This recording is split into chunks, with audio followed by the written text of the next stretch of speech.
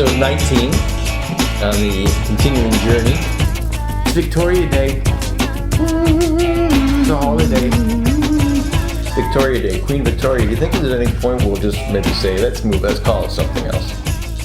I always said the picture that I think of Queen Victoria is of that really old lady on the side of the coins, but And she's looking half 40. yeah, and I think how terrible when you see pictures of her when she was 20 or 25, and yet you're sort of thought of what she looks like as this plump old lady and stuff like that. I hope the picture that's around when I'm gone is. I noticed that in the obituaries recently, there's a lot of people that have died very old, but they put in their younger pictures.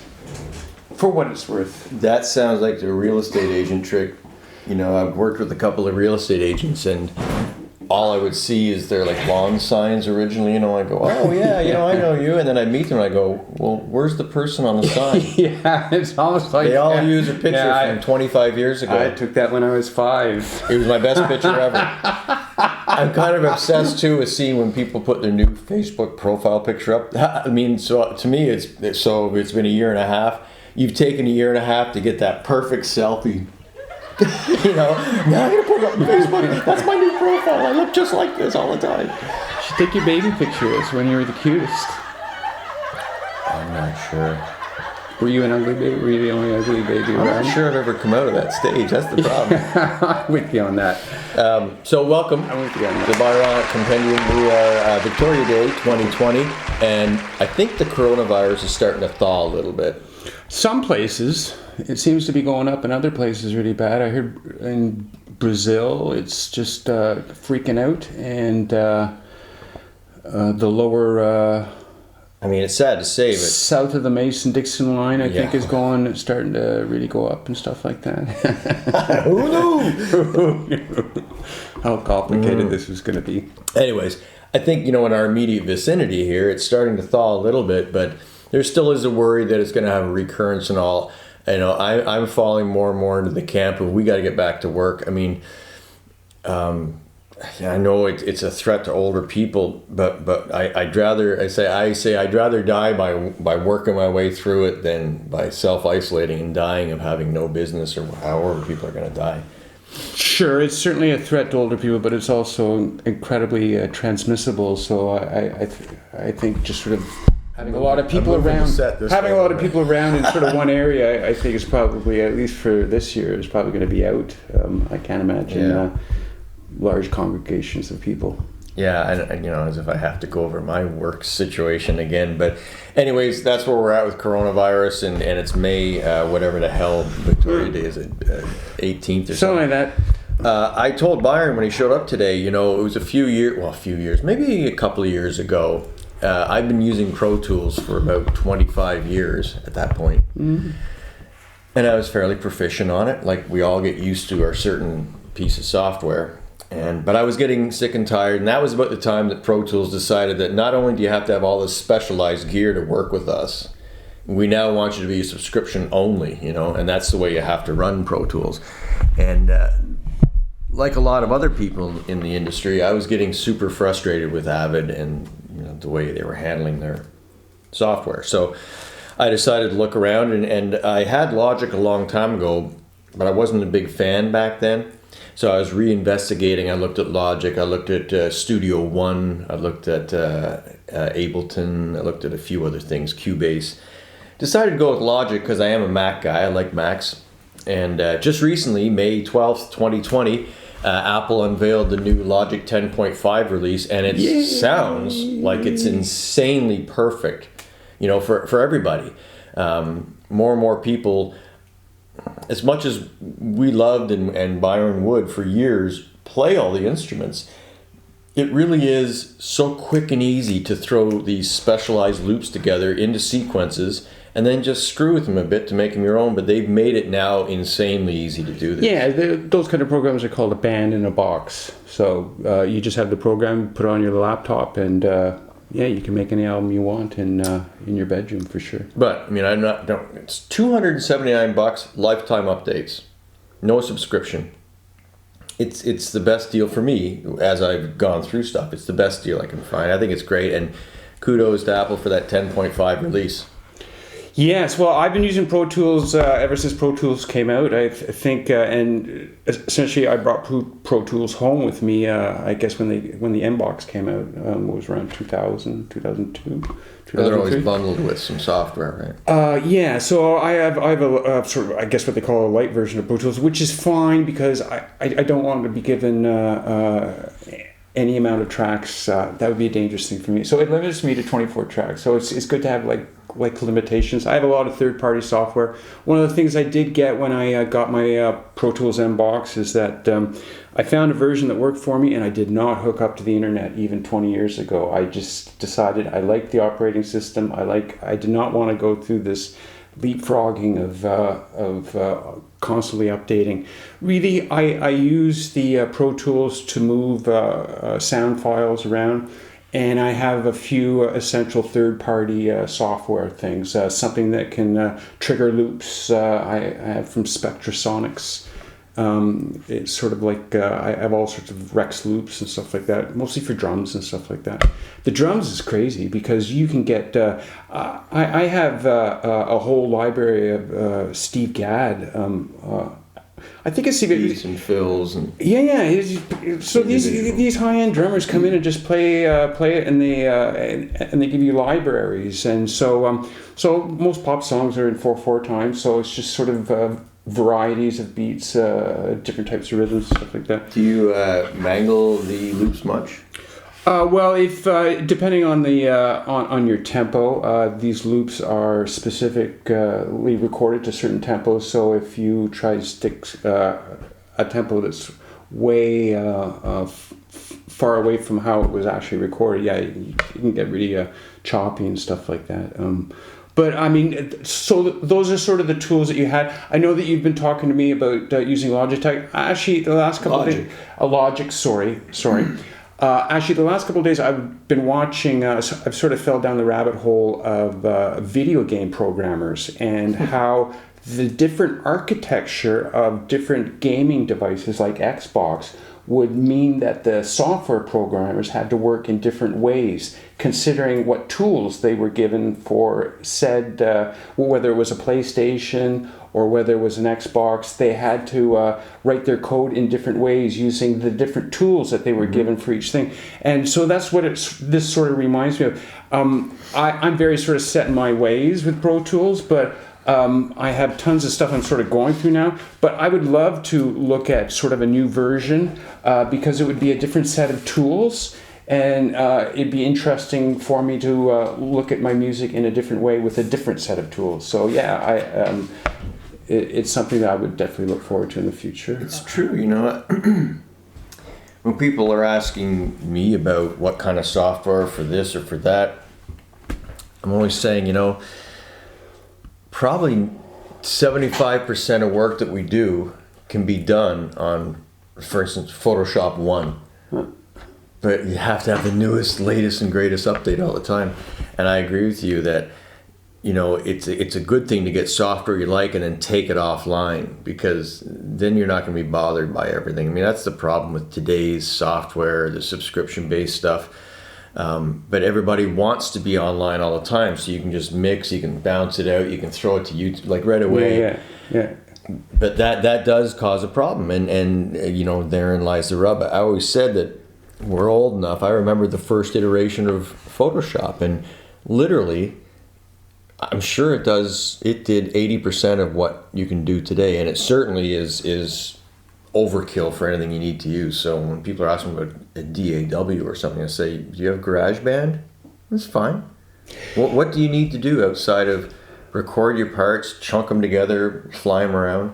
Yeah, I recognized early on, and it's much like my brain, Pro Tools. I am sure I use the program. I'm only using 10% of what the program is supposed to be. You use it your way. Yeah, it's the same with my brain. Like, I'm sure I'm only using 10% of it. I'm sure there's a whole pile of it that I'm just completely wasting away and stuff like that, which is fine. So, so Pro Tools, I do know what I require. I just got to move around sound files and stuff like that. Like the tools, to me, I don't like to get too centric in the tool of recording. The tools that are important to me are the guitar or the keyboard that you're writing the song on, my lyrics, singing. Like those are the important. Those are the things that you put value. The stuff on Logic or Pro Tools and stuff like that. I mean, the samples, they're fun to add to your songs, but ultimately you could throw in 1,000 things from Logic and then maybe just have the worst song ever, and it just doesn't sort of compute and stuff like that. So yeah, I'm sure it's a wonderful band in the box. That's a neat thing, and I mentioned to Kristen today about this Logic stuff. I said it's funny because it still is a creative tool in the sense of it's given you the easiest way to put it together now, so everybody can do it. But you still have to be creative. You still have to have something of value, right, or know it when you hear it. Like this stuff, you know what it's like. Oh, that drum sounds neat. Oh, that bass sounds good. You're not coming up with these parts. You're just throwing stuff, and so you get this tapestry of a weird sound and go, oh, I like that. But you have to be able to recognize when it sounds good and when it is. Right, and you can become too dependent on all that extracurricular stuff. And so sometimes I say to myself, like, I'm really cheating my brain. I sometimes think I should just scrap all the computer stuff, go and get an old analog 4-track, put a piano and a guitar and one microphone and maybe a couple things to hit, make an album just using those tools. Mm-hmm. And so the first thing I'd think of, I better write a bit more melody. I better think a bit more about my lyrics. So yeah, you would be getting to the sort of core part of what you're supposed to be doing instead of depending on. It's like having an orchestra. You could do Nebraska. Yeah. But it's like having an orchestra like behind you. Of course, it's going to sound like $1 million with if you had the NAC sort of playing off. Well, you still have to write the charts that make the music sound good together. Yeah. You have to understand. Well, because I don't have a lot of theory, but I do know what sounds good, but it takes me longer to get there or get to the area because I don't understand theory. But people who are absolutely without any musical ability or experience, which there are tons of now because it's more about what you look like than it is about your talent. It can be a hollow cake. Yeah, exactly. So you can have a lot of icing and stuff like that. I don't know about the rest of everybody, but I cannot watch American Idol, any of those garbage, The Voice. Sorry about garbage. I mean, but you watch The Bachelorette, though. Yeah. There was another one my sister was saying yesterday. 90 Days or something. They get people that are like totally unfit to be paired up with other people, and they make them get married sight unseen. I think that's just the worst. I don't watch humanity any of that. has. I don't watch any of that. They're all talent shows. I mean, but you see this in American Idol, and I'm not saying the singers in every generation there'll be just as good singers as the last generation. And how do you find them? Well, it used to be where you had to go out and pay your dues. Who's the girl that did really well? She's got a smacking voice.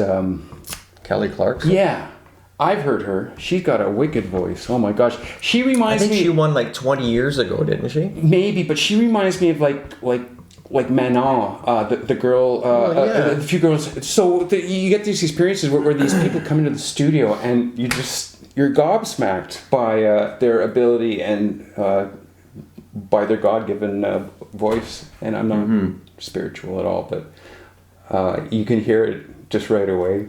Yeah, and same thing with musicians. When those guys come in or those girls come in and they just blow some lines, and you go, "Holy crap, that's crazy!" I could never get to that. I was never a woodshedder. I got to a certain level of proficiency where I get through and articulate the things that come out of my head, but I didn't have that extra drive and/or ambition to be shredder. Right, but you're still, that doesn't necessarily put you out of any sort of game about being able to communicate with your audience. So I've heard a lot of amazing singers in my time, and I've heard of a lot of singers in my life. I always go to Leonard Cohen or something like that. So people that really can't sing, but still have their shtick, right? Like they still have their, they use their words and stuff like that. And Neil Young's a great. Yeah. So you're still communicating at the end of the day. You don't have to have a perfect voice or anything like that. But boy, when a perfect voice sings, knocks me on the floor every time. Yeah. Mm-hmm. So as a little segue there, Byron's been working on this tune for the last couple of weeks. Give us a little segue here. So this is another. So this is the hard drive. I've gone. That you got me going down. I've been going down this. I've got all these hard drives. So this was a period in my life, and it seems about 10, 15 years ago, there was all this music on here that I hadn't finished, and so this was a song I found that. Has Susie in the background. We've talked about Susie before. I was working with Susie on an album, and it's also got a gentleman. Now I don't even know his name. I forget his name, but you had asked me to work with him to do a couple songs for him. He was a young Milton, guy. you said. Milton is the closest I can think of. Completely. Other than I remember referring one or two people through you. Yeah. So he was looking for something, a song. We sort of got half through it. I don't think I fulfilled his expectations. He wanted something more.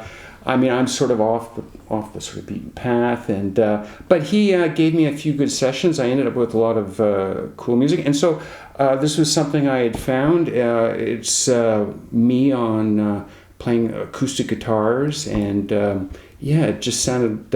It sounded like a beautiful, bright spring day like it is outside. And so 3 weeks previous, before I had heard this song, my brother in Vancouver had called me and told me that his daughter Emily 17, of course her life is all sort of turned into a complete cluster F because her prom's been canceled and everything's been canceled. So I would just sort of thought I'd make a sort of lyrically, I was looking for some lyrics last 3 weeks, so I just thought I'd just put a message out to my niece that it's going to be okay.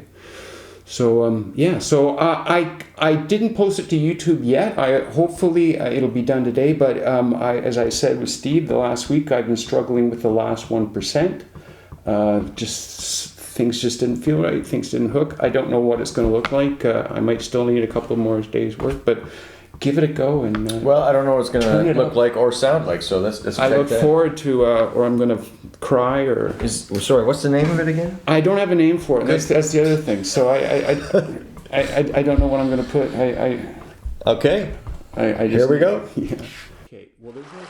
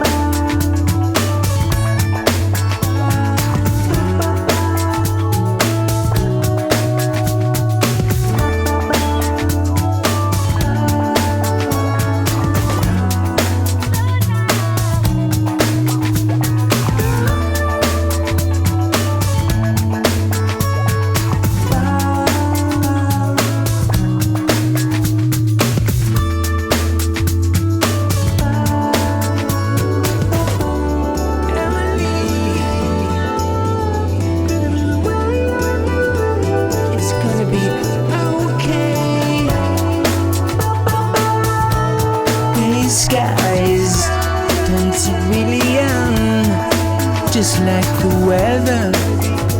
Hang in there, my love. It will only get better, Emily. It's gonna be sunshine. It's gonna stop raining. It's gonna be big bowls of jello. It's gonna be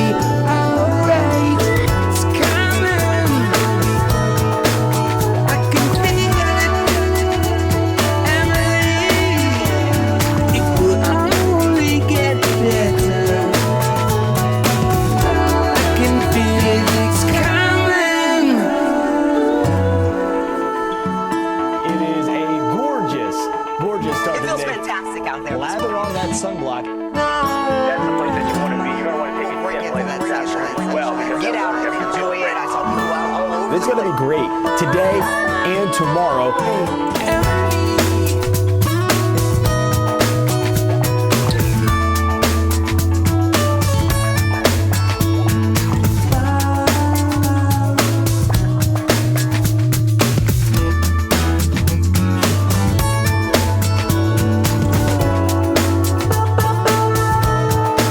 Skies, it's helium, just like the weather, hanging there, my love. It will only get better. Emily, it's coming. I can feel it coming. Oh, Emily, it's coming. I can feel it. It will only get better. But I get the deal there. I have heard. I know that song Yeah. from before. I don't know where. Yeah. Like the version of it. I mean, I've heard. Dun, dun, dun, dun. So you have heard that before? Yeah, I've heard that Yeah, before. yeah. I really like it. I love it, and it's interesting how, because you know a lot of your songs, even the working ones, I'm sure other people have them as well, but because they're not super familiar with everybody, you can rework them and repurpose them and do different things with parts and take parts out, and that's what I think I love. It's almost like the Harry Potter universe, where if you listen to Byron's music enough, you can relate certain parts to other songs, you know. Yeah. And I think that's really great, and that if you like an artist, you like that they keep going back to a certain motif here and there that reoccurs in their songs.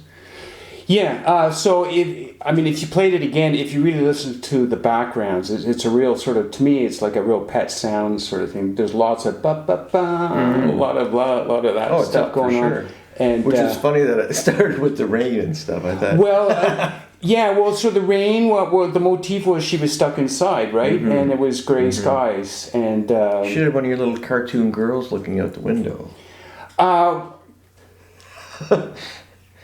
I was thinking about Well, I love the song. Obviously, it has a great groove to it and all. What I find most interesting and appealing is, because I've been working on video for so long, is your newfound love for video and video interpretation of your songs. Mm-hmm. One thing I was going to ask you about is, did you care or not that the eyes and the mouth would move with the oranges and the lime? Well, at some point, I sort of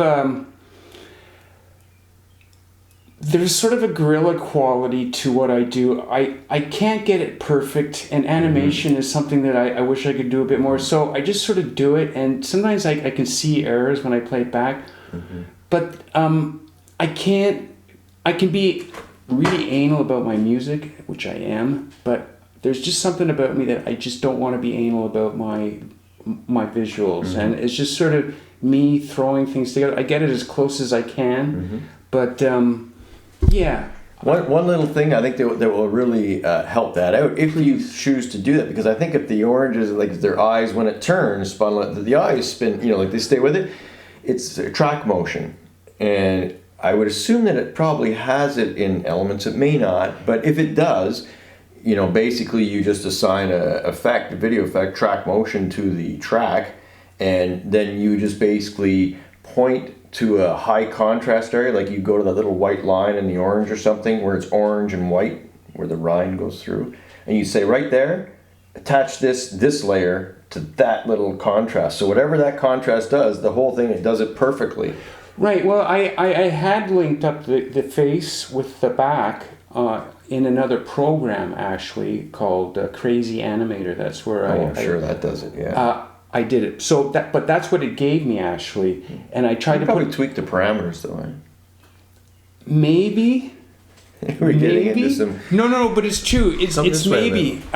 Maybe I could, but there's that sort of thing that I just get these ideas and I just don't want to spend too much time on it. I just find that sort of part of me, that visual quality, I totally get what you're saying, but I had linked it up and I saw that in Crazy Animator, but to me that's like, then I have to YouTube finding out like how do I really get the link down, and I put it on a green screen, and then it's like that, and it's like, this is, I don't want to, I want to go on my next song. Like, I don't want to. Right, well, this is what, in the Adobe Suite they have, like, it's just a one click, like, just track No, I motion. totally get you. I wish I could have a Premiere Pro, like and not pay a subscription. Yeah. I'd be happy to pay a one-time thing and just give me the stupid video thing, but I don't have it. So so there are definitely small things on the video. Is your computer a solid state drive, or is it? There's a solid state drive on the startup. Good, your program's open quickly and all. Yeah, That's good, because then you should probably use After Effects, because, you know, like we were saying earlier with software, even though you're using less software than the most pro thing, if you get so proficient on even a lesser piece of software, you can make almost anything happen. You know, I say these tools have the ability to do almost anything. It's how do you do it?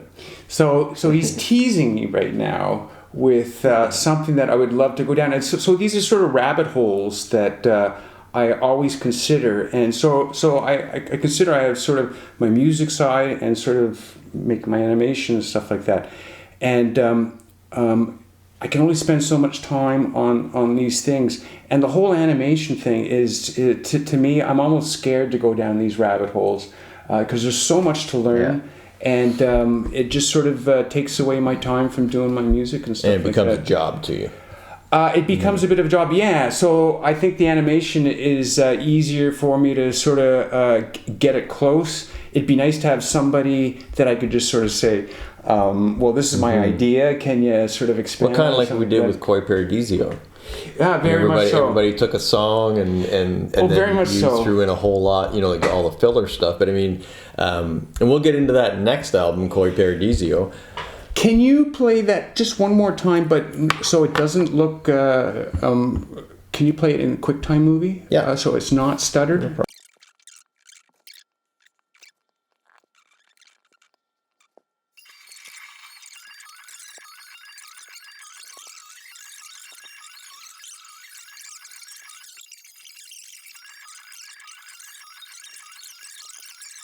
All those backgrounds were all done in, so it was done in two parts. So that the sun was done on a green screen in Crazy Animator.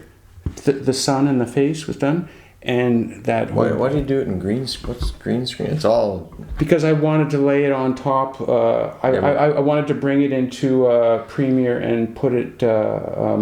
Oh, it's probably, they call it, you're outputting it in with green screen, so it's a transparent background. Well, yeah, because so it's not really green screen. It's just. Oh no, what no! they call it. I had a green screen. Like I have a background green screen that I. So you could put blue in the background, and then pick the blue. Actually, that was a blue screen. That was a blue screen. So I do a lot of that in Crazy Animator, but sometimes I have to separate the two things because I've got so much going on, and it just becomes this huge mass. So I've learned to do it in parts and composite it in Adobe Premiere. Yeah, because I don't. I just use the Adobe Suite, so I'm not familiar with Maya or Crazy Animator. Right. Or any of these other I find programs. if like I'm the type that likes to put, you know, maybe saturate colors and stuff like that, and I find my computer just starts to freak out after a while if I got a lot of stuff going on. So if I just sort of do it in parts, you know, I'll do the background, I'll do the sun with the green screen, I'll bring them together, and then that's just usually how I just put it on. It's interesting. Everybody's different sort of workflow and how they get stuff and how you get to the end of the road. I would say you have a vision in your mind, and then can I end up seeing what I'm seeing in my mind? And it's always falling a little short. I find with creative people, musicians, like I said, if you ever do something perfect, are you just going to lay your tools down and go, I'm done? I made something perfect. Not that it's an unrealistic expectation. I love doing the small things, but these, especially animation, it is so hard for me in some way because it's frustrating because there's so many rabbit holes that I want to go down and do it properly and stuff like that. But when I get to 99% of doing the video, I go through a sort of a mental freak show because it's so hard for me to come to terms with the final product at some point. So I've been avoiding watching this for 2 days, and yesterday I was trying to make myself watch it. And I didn't know if I could get myself to watch it because sometimes you can play something that you worked 2 weeks on and look at it and be so disappointed. Work out the way you wanted it That's to, my life. and it just can ruin your whole day, and you just feel like a complete utter loser. And that's what I just didn't want to ruin my day yesterday, and I just avoided it. I said, well, I'll wait till I show Steve, and maybe I'll get some. It's funny how that creative process can just absolutely infiltrate every second of your waking It was yesterday and sleeping. It was. To that end, what I'd like to do just before we hit halftime here is at some point, I haven't heard, other than probably motifs here and there, the songs from the new album that's coming out at some point. But like Koi Paradisio, I think it'd be interesting in this video voyage to for me to pick one of those songs and do like I did with Strange as It Seems and do my own version of the video. Yeah. I don't even mind taking a couple because I know the way we are now. It's more experimental and dicking around with stuff, see what we come up with. Oh, yeah. And I don't even know, you're talking about albums and we're talking about friends. What's an album? But yeah, like what's an album? So I finished off an album. So I always think of an album about like 14 songs, maybe. That's pretty good. 10 or 14 songs. That's a value. But since I go for about 10. Since January, and you got me going on that song that I had given you, that's on the Dunno. And I've opened up my hard drive. I almost have finished off another album's worth of stuff just this past 4 or 5 months. Wow. All the stuff that I've given you, and I've just sort of... The song is the Byronic Compendium intro and outro, so... Yeah, that's so, what and I'm I haven't talking even about. finished that song, but that, I think, will put me at 10, and I haven't even finished this half year, so I've almost maybe done... That's besides the new stuff that was going to be a collection. Yeah. Well, it's now. I don't even think they're of the albums. I just throw them all on YouTube now. But yeah, I've done almost 10 songs since January. So like that's another album's worth, and So- I've hit the half year mark. And again, I want to wrap this up soon, but like Koi Paradisio that we haven't talked about yet is online with its own website. Yeah. Do you think you'll do that again, or are you just going to put complete things on YouTube and just keep releasing singles that way? Well, right now I enjoy releasing stuff on YouTube. I can't wait to sort of put this one to bed and put it on YouTube. I Something about collecting stuff and putting it done. For sure. I would love to have a channel by the end of this year with like 100 songs on it, with 100 different videos. I mean, just for me. But are you missing something about, well, I guess a group of 10 of them that used to be released on a CD or a vinyl, it was 10 times more special because it represented like a year, 2 years of work, where now, you can come up with a song, you can do a little video, bing, bing, bing, it's out in a month, and... It is, and so there's that. So we're going through albums. We're going through this album called Alien, the Rabbit, and the Monkey. There's a lot of songs that never saw the light of day from the Alien, the Rabbit, and the Monkey, this album. I was just thinking about it more this week. There was a big orchestral one called Jeremy's Jigsaw. Had a big orchestra on it and stuff like that. I think it had clarinets. It never got on this album. So there's a lot of stuff that doesn't get on albums.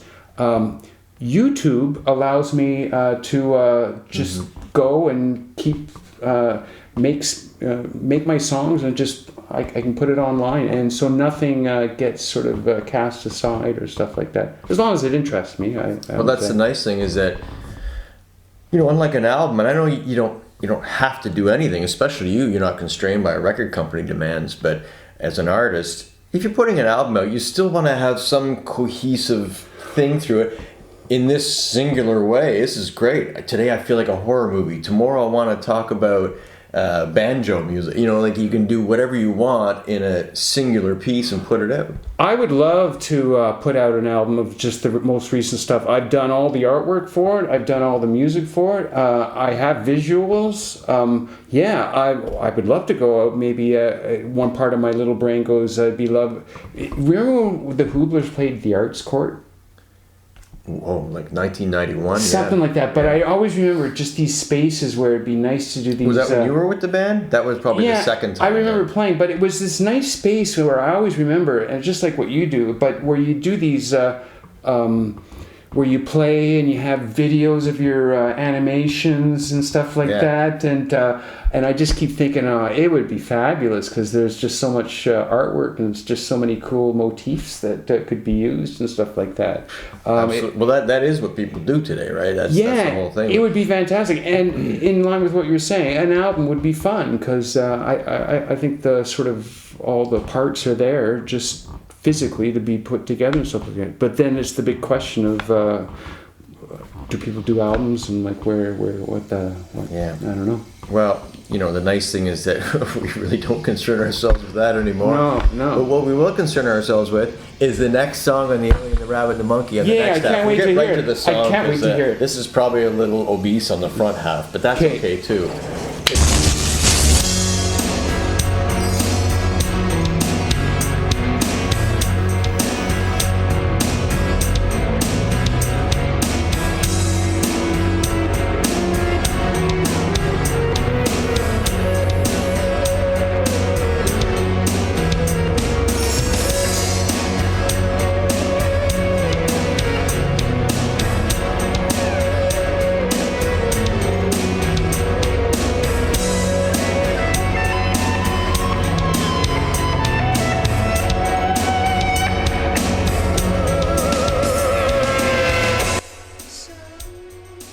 This 8-inch. I didn't tell you the story.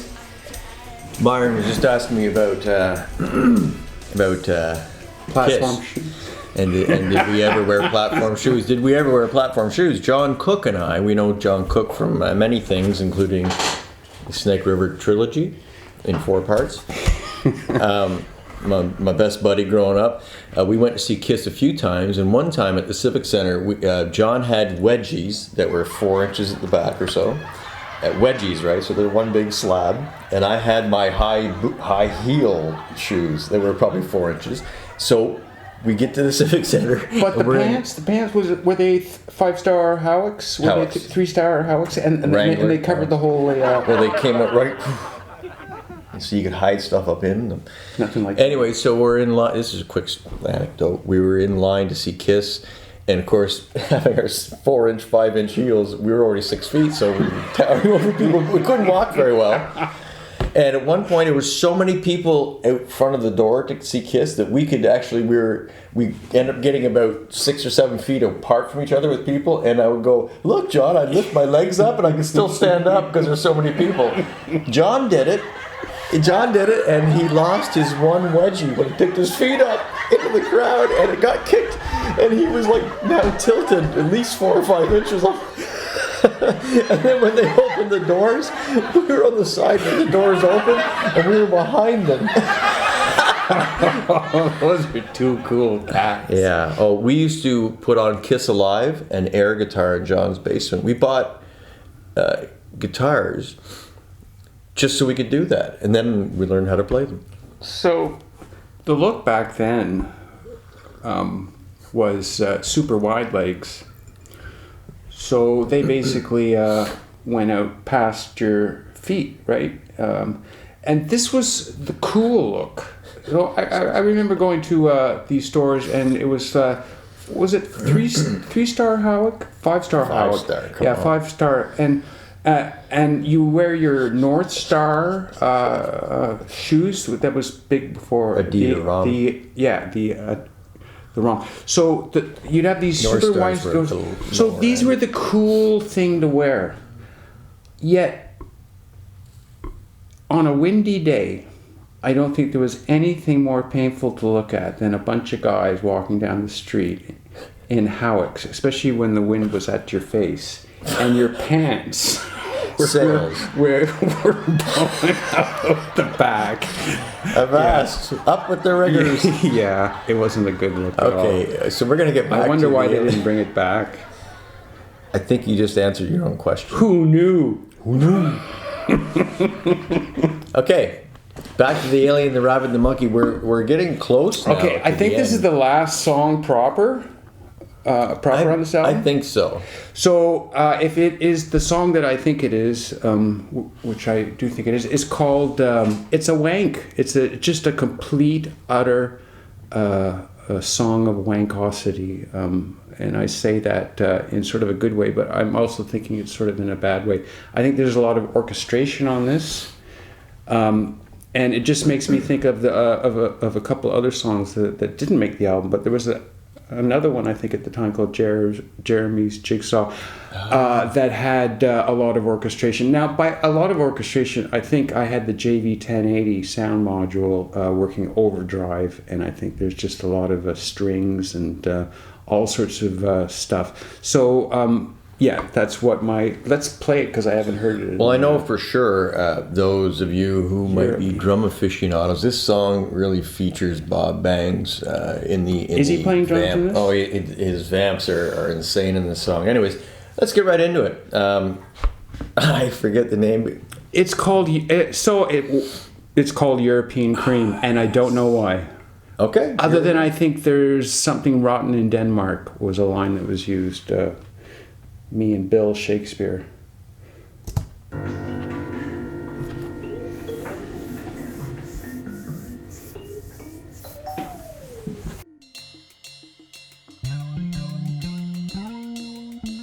It's marvelous and amazing.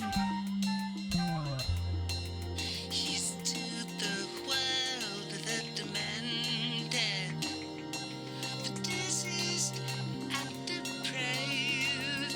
Oh yeah, I say a prayer to the deformed, the hopeless, and for all concerned. Where the earth looks square.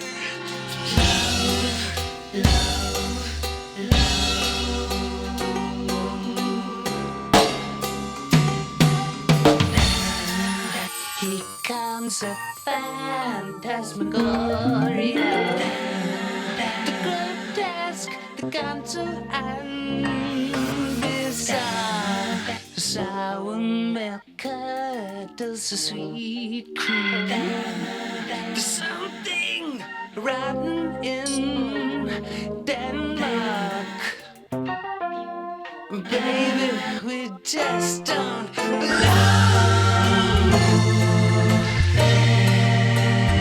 It's alright.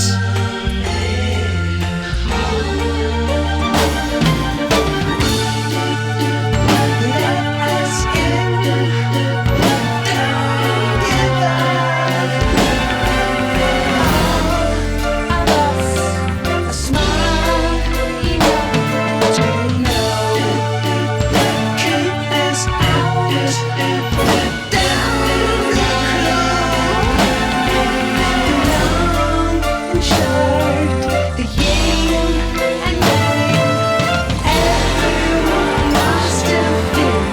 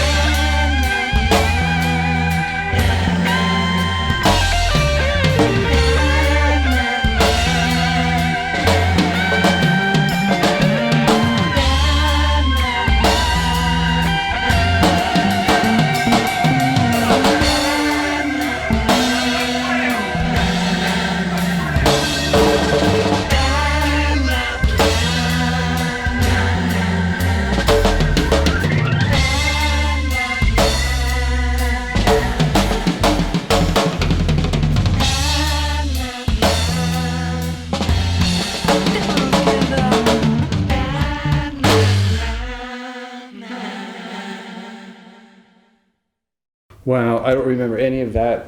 That's craziness. That's just a crazy. Wow, the drums would sound great in a live. That's just be a wonderful thing to sound. Just sort of that big stuff at the end. Yeah, that's what I was saying. Bob's vamps are incredible.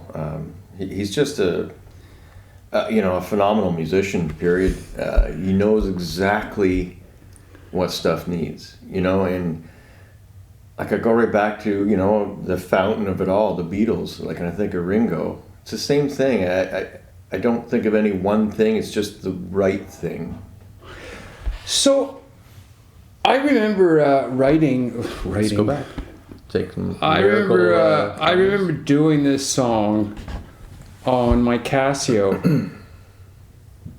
and I think I had played you a version of it because I remember you. It was just a little clav and a drum. And I think I remember you saying that before I did this song, but I think you enjoyed sort of the sound. It sounds very sort of I don't know what it sounds like, but it sounded cool on the clav, the demo I had done. I remember playing it to you at some point. I remember you thinking that you enjoyed it very much. So how long was this a song that was around for a lot longer than some of the other ones? I think I kept it because I think I ended up finishing it off or whatever because you had expressed that you liked it, so it just gave me a reason just to. Of course, I liked them all. This is a really good song in the order of I think this is a great finale.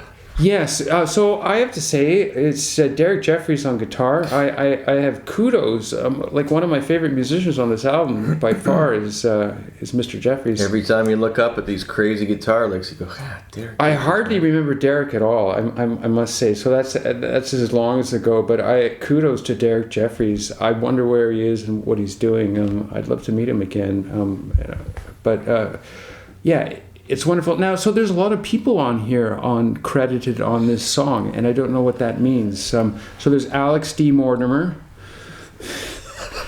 So Alex D. Mortimer. So I don't know whether I had these the people... whirly gigs, the easy beats, the Spaceman music. Alex went to Brookfield High School, the school I went to. I think I was a couple years older than him. Incredibly talented individual.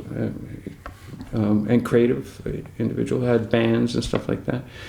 But he's credited the Frail. So I don't know what it is. There's somewhere in here that says Frail. But I think I got the word whirligigs on the song "Pretty Little Head" from Alex's use from his band. That would be a word you'd like. Pardon me? That would be a word you would like. Yes, and it was something that he would like. So I mean, like we were sort of in a headspace I couldn't sort of invade, but you could tell he was just sort of. He was very nice. He worked at Songbird Music too and stuff like that. Mm-hmm. Yeah, one of the originals. And this seems to be an homage to a lot of people who were involved in the album, right? Even from studio employees to obviously Al Bragg. Marty Jones was one of the original owners of Sound in One Hand Studios. And a pretty renowned engineer mixer in his own right. So what was the band that Marty was in that was super big? Thanks a lot. Wasn't it him and Tom? Yeah. So they were big. So what was the big thing that Furnace Face played? They played in some I don't know. They played. Thanks for putting me on the spot. No. But didn't they play at Lansdowne Park? Like they had some super big gigs. They were a pretty big band for a while. But Marty also engineered and mixed a few big albums. Again, I can't reference them here.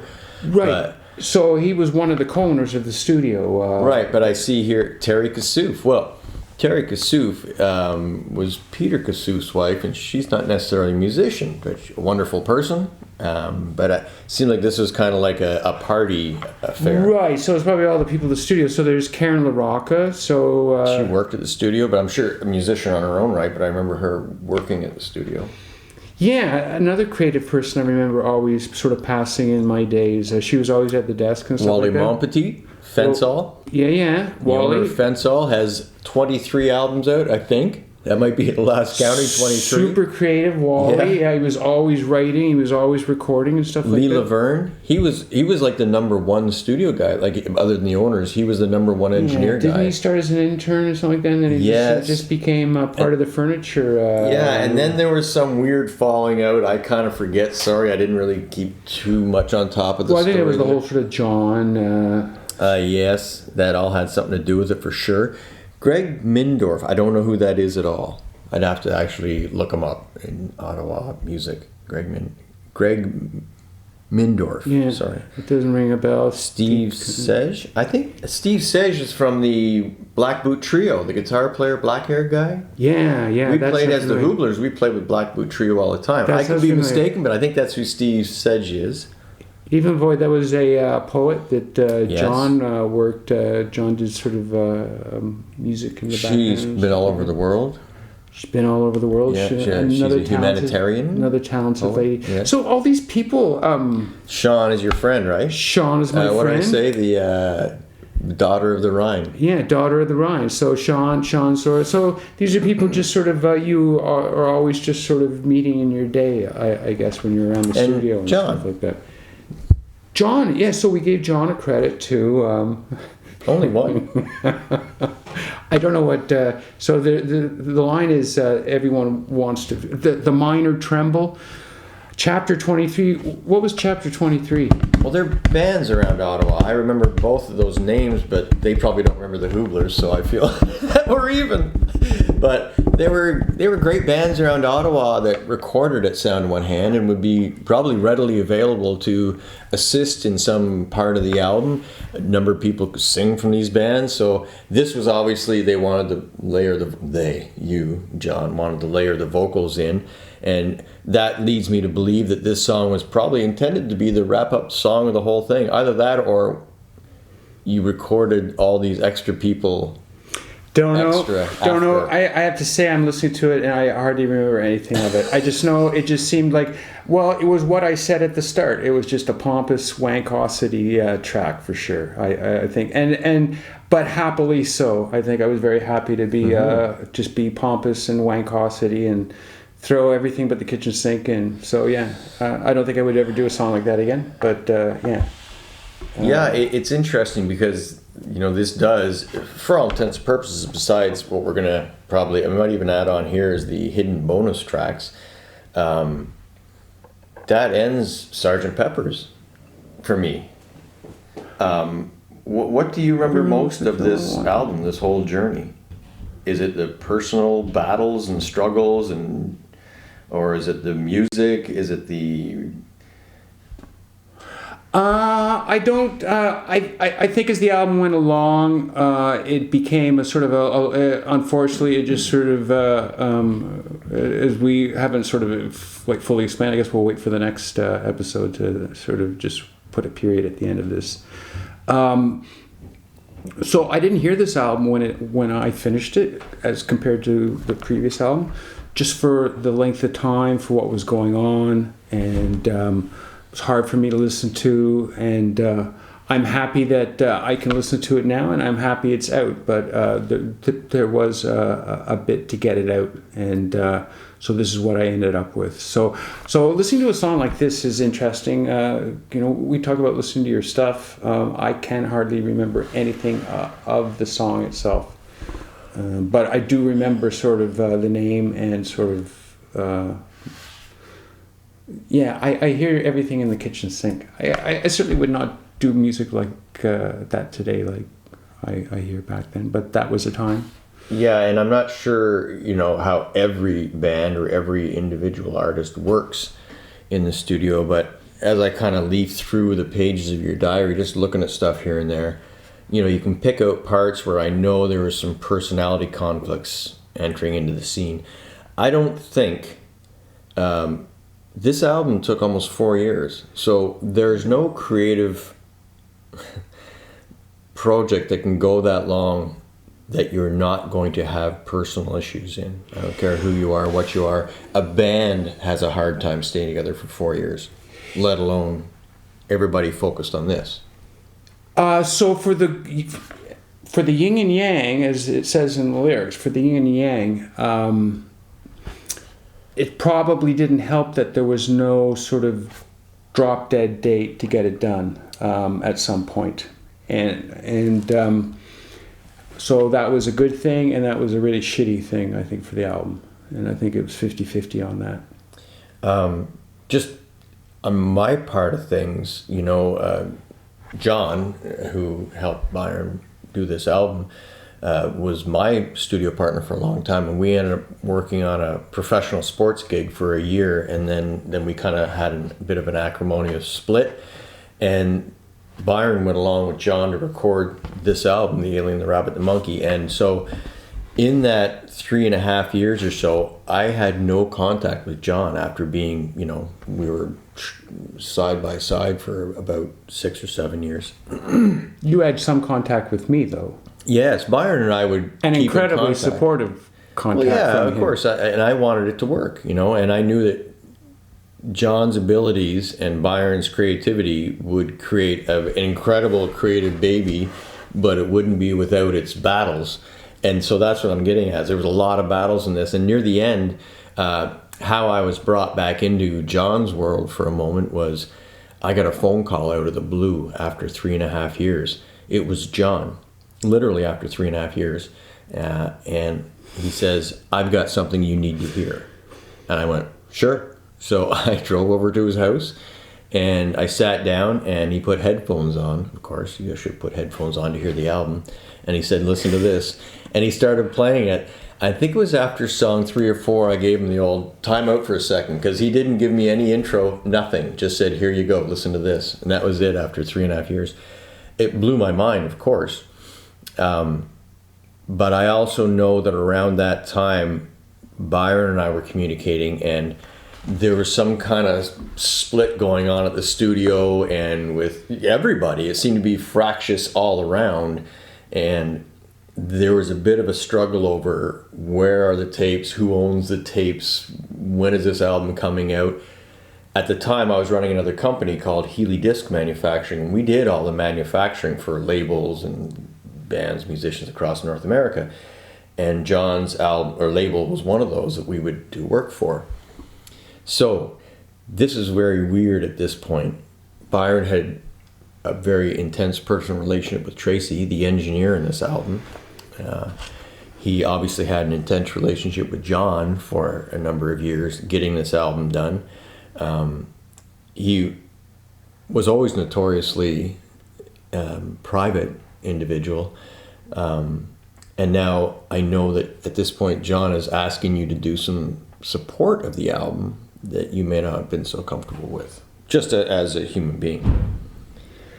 Yeah, well, those were the questions. That for me was, at least musically, the big question about doing something like that. But it sort of came at a bad time about, and that was sort of part and parcel about whether you wanted to go forward, sort of within the confines of Mr. Dewar.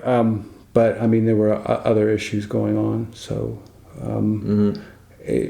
But that was just sort of part of it all, and that stuff was never sort of discussed. So maybe that was one of the reasons why the album took so long, because I never wanted to finish it.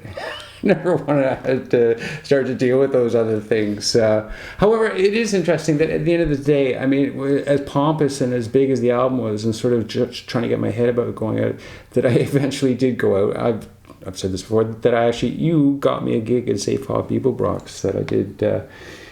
I did my one concert, and I played everything, not with a band, but I just played with my acoustic guitar, and I did some songs from the album, and I had a wonderful time. I do remember that, and I do remember I had a wonderful time, mainly because the guy that was doing the sound for me just had the right sort of reverb in my ear. I had a good monitor, and I felt like I was in good voice that night, and I had a good time sort of doing it. It's funny to think that, you know, who knows in the future when people find the album, find the you know, the art that you've put out and are enjoying it, realizing that there was one show that was the world premiere of this album, Yeah. and then nothing.